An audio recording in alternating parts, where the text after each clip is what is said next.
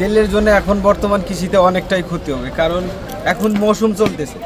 এখন আপনার যে চৈত্র মাসে যে ফসলটা থাকে ওটা উঠায় ফেলাইছে, এখন জমিতে চাষ দেওয়া লাগে। চাষ দিয়ে সেই জমিতে আবার পাটের বা তিলের যে বীজ এখন রোপণ করতে হবে জমিতে, সেইখানে মধ্যে করে আপনার কৃষক পর্যাপ্ত মানে তেল পাচ্ছে না, পানি দিতে পারতেছে না, চার্জ দিতে পারতেছে না। তেল পাচ্ছি মনে করেন যে 500 টাকার, 300 টাকার, 200 টাকার, এভাবে আমরা তেল পাচ্ছি। আমরা মূলত মনে করেন যে পাওয়ার টিলার চালায়, আমাদের তেলের সংকট, আমাদের যে পর্যাপ্ত পরিমাণে দরকার আমরা সেই পর্যাপ্ত পরিমাণে আমরা তেল পাচ্ছি না। ধরেন আমার লাগবে আজকে 20 লিটার, আমার সারাদিন সকালতে সন্ধ্যা পর্যন্ত 20 লিটার তেল আমার কাভার হয়ে যাবে। সকালবেলা মনে করেন যে আমার আবার চলে আসা লাগবে, কিন্তু আমরা প্রতিদিন এরকম তেল পাই না।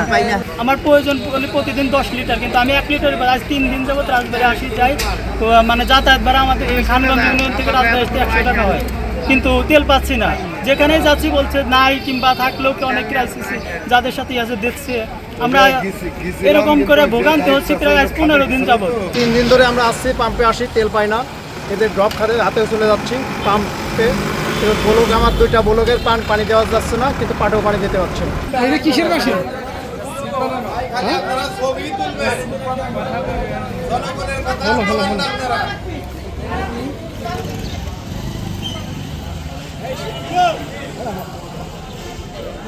যে কষ্ট করে তেল নিতেছি।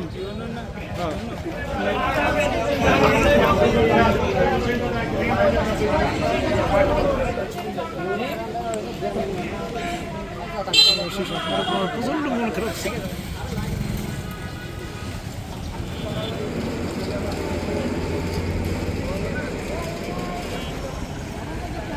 আর কৃষকের ভোগান্তি আমি মনে করি এদের জন্য সরকার